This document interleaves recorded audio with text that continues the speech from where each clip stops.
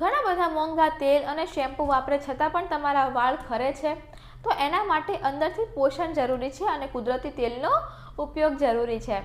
જો તમારા વાળ ખરતા હોય તો એનું કારણ એક એ પણ હોઈ શકે કે તમારા વાળના મૂળ છે નબળા હોય, કારણ કે તેનાથી તરત તૂટી જાય છે. તો વાળના મૂળને મજબૂત કરવા માટે આજે તમને હું એક જાદુઈ મિશ્રણ બતાવવાની છું.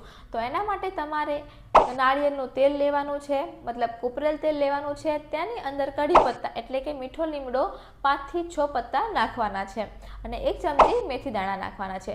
આ ત્રણેય વસ્તુને મિક્સ કરી એને ગરમ કરવાની છે અને જ્યારે એ ઠંડુ થઈ જાય ત્યારે અઠવાડિયામાં 2 વાર એને માથામાં હળવા હાથે માલિશ કરવાની છે. આનાથી તમારા વાળ અને વાળના મૂળ બંને મજબૂત બનશે.